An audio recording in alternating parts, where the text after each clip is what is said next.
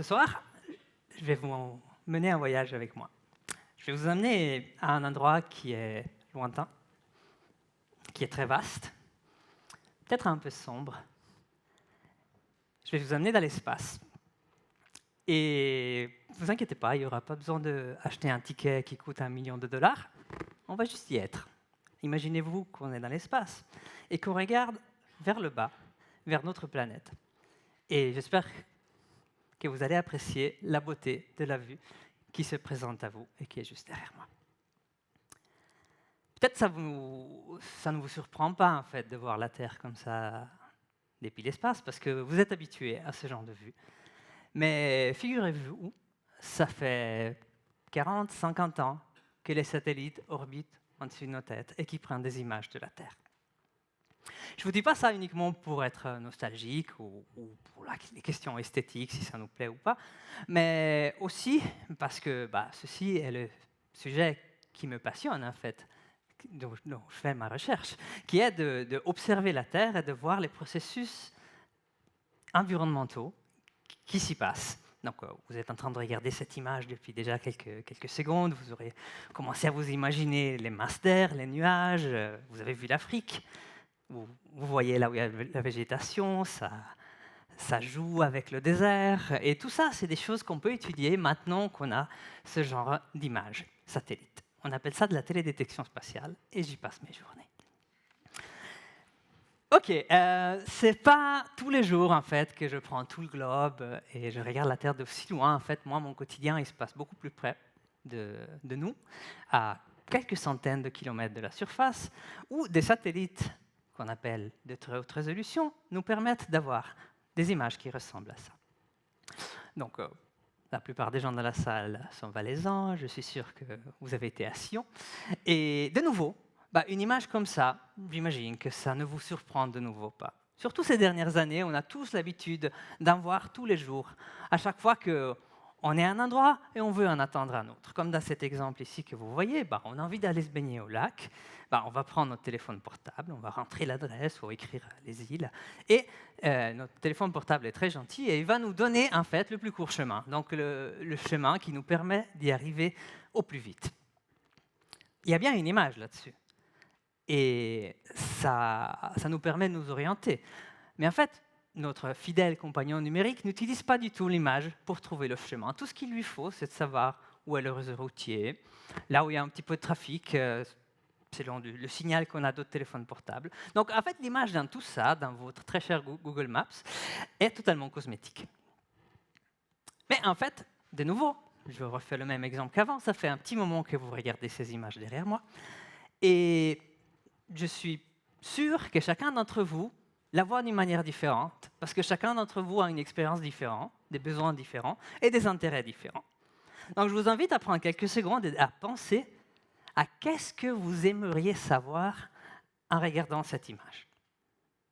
Vous n'avez pas besoin de me répondre, mais pendant que vous réfléchissez, je vais juste vous donner 2-3 exemples.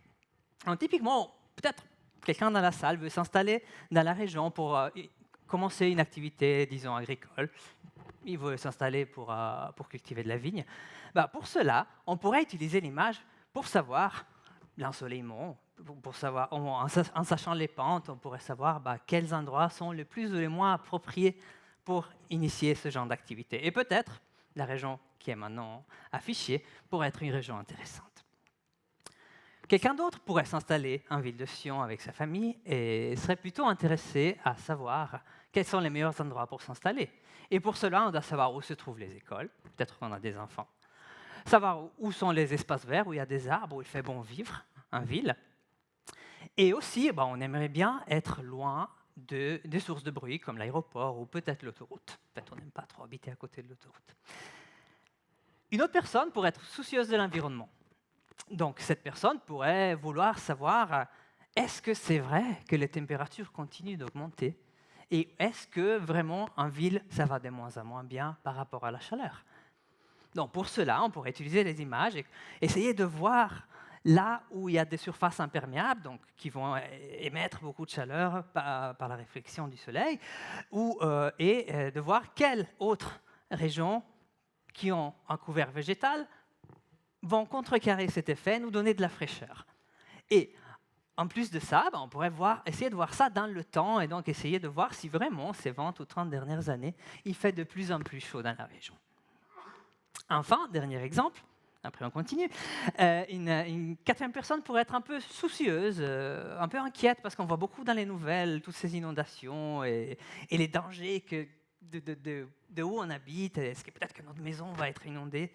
Et donc pour cela, on pourrait vouloir regarder dans les images quelle zone serait dangereuse par rapport à une potentielle inondation de la rivière. Donc de nouveau, on aurait besoin d'avoir accès à la pente, des zones construites qui permettraient le ruissellement. Et avec tout ça, on serait un jour capable d'avoir une image mentale qui nous dirait « Ok, ici, plus de danger, ici, moins, ici, pas du tout. » Ok, 4 personnes, 4 profils complètement différents, 4 questions différentes, mais un dénominateur commun. On peut utiliser de l'imagerie pour répondre à toutes ces questions.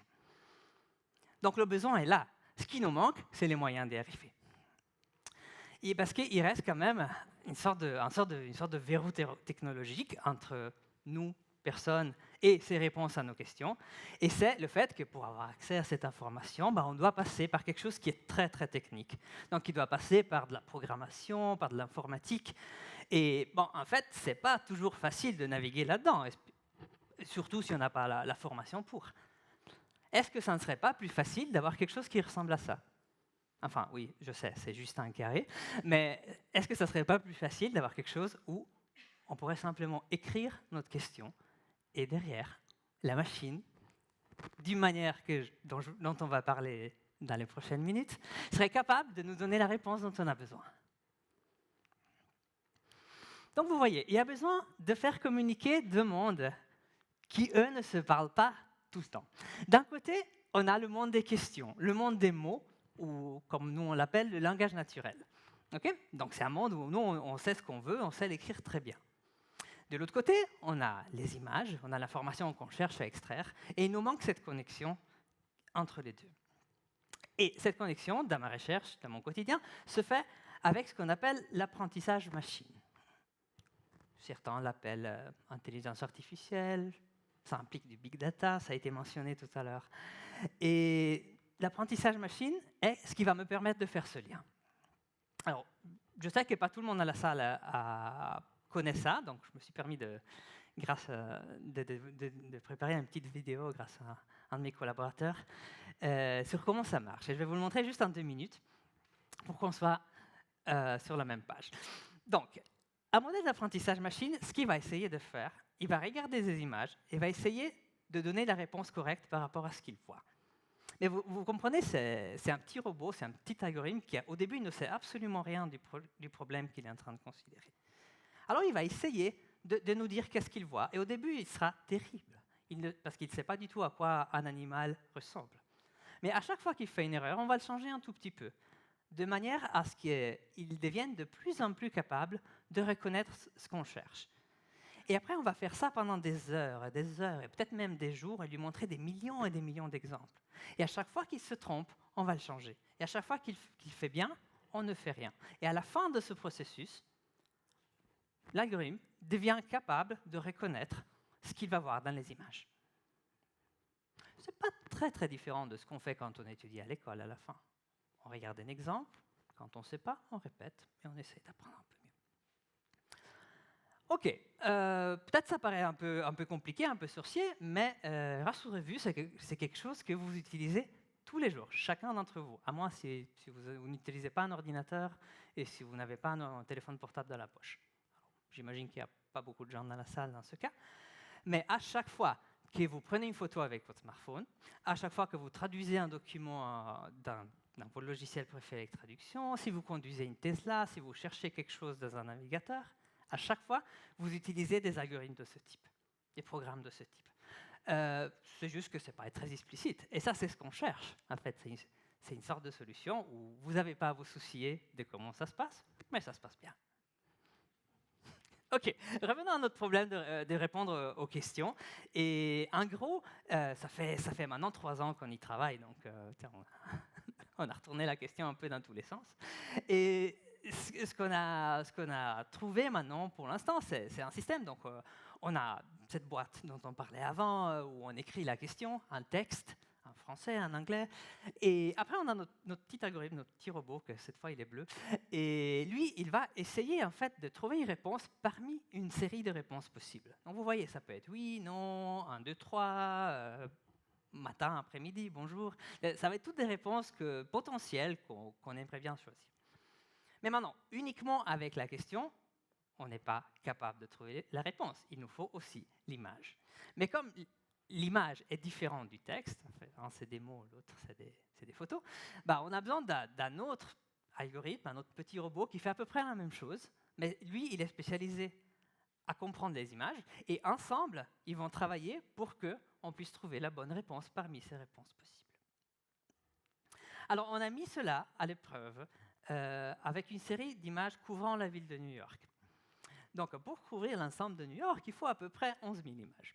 Okay, vous avez 3 exemples là, mais imaginez-vous 11 000, donc ça fait une grosse pile d'images. Et pour chacune de ces images, on a généré 5 questions potentielles avec leurs réponses qui nous intéressent.